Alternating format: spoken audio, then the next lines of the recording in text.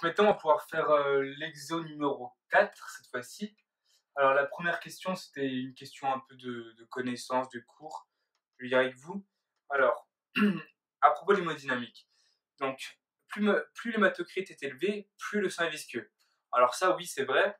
Pourquoi? Parce qu'en fait, l'hématocrit, c'est le pourcentage de globules rouges que vous avez dans le sang. Donc, plus vous avez de globules rouges, plus il sera, entre guillemets, plus il sera visqueux.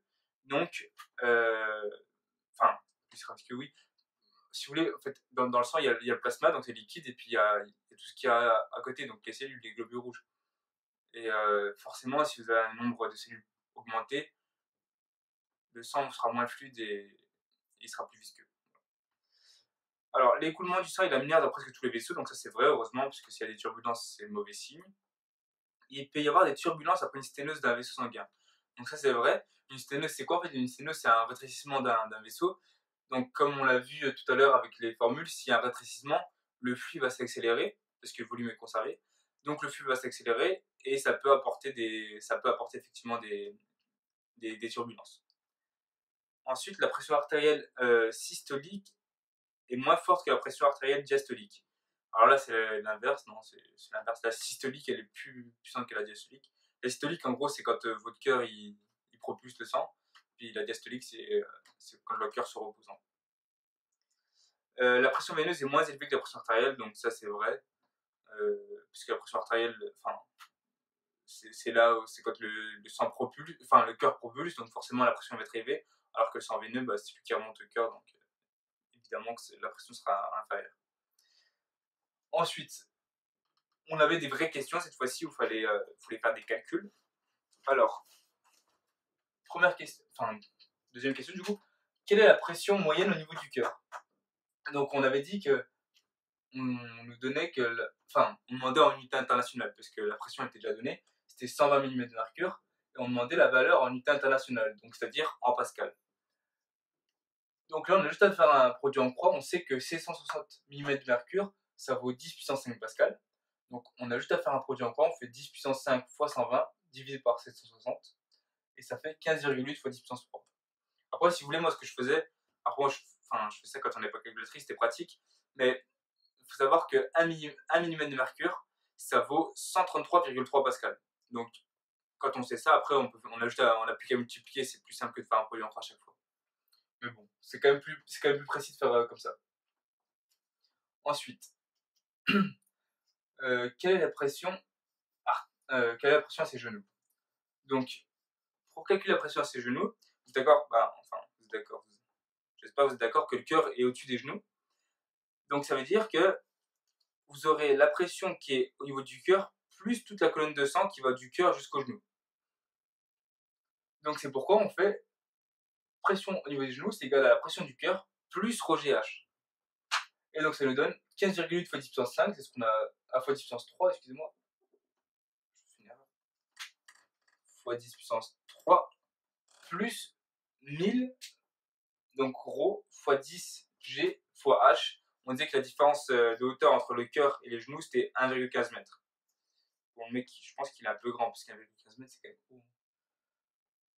Et donc, on obtenait 27,3 fois 10 puissance 3 pascal. Donc, ça, c'est la pression au niveau des genoux. Par contre, vous voyez, si on avait dit, par exemple, au niveau de la tête, si on aurait fait un raisonnement différent. On aurait fait, là, on a additionné, on a fait plus ρGH. Sauf que, vu que la tête est au-dessus du cœur, enfin, là, je vous apprends rien, je pense, on aurait fait la pression au niveau du cœur moins ρGH. On aurait enlevé, en fait, la colonne de sang. Mais je pense que vous avez l'habitude à force avec ça.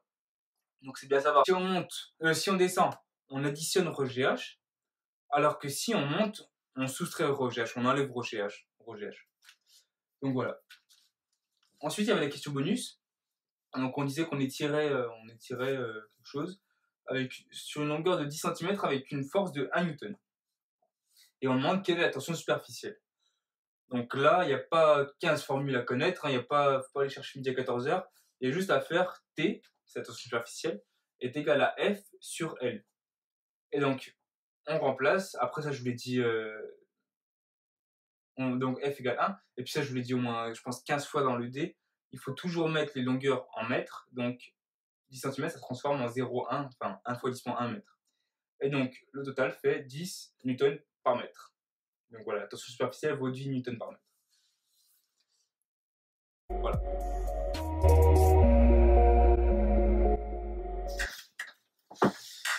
Bon, la MIF. Ouais, c'est déjà fini, ouais. Ouais, c'est passé vite, hein. Bon.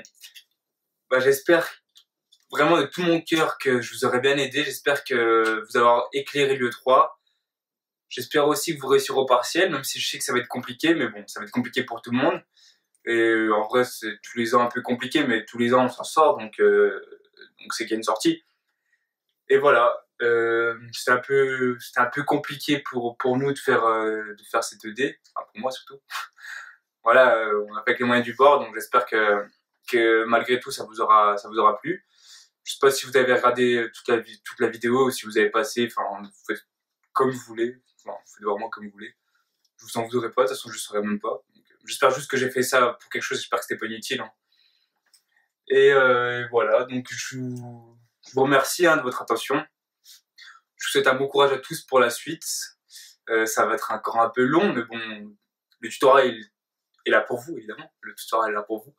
Donc voilà, si vous avez des questions, n'hésitez pas. Comme je le répète, la correction sera mise sur le drive, donc si vous avez des questions, n'hésitez pas. N'importe quelle question, hein. Enfin, je sais pas, ce que vous voulez.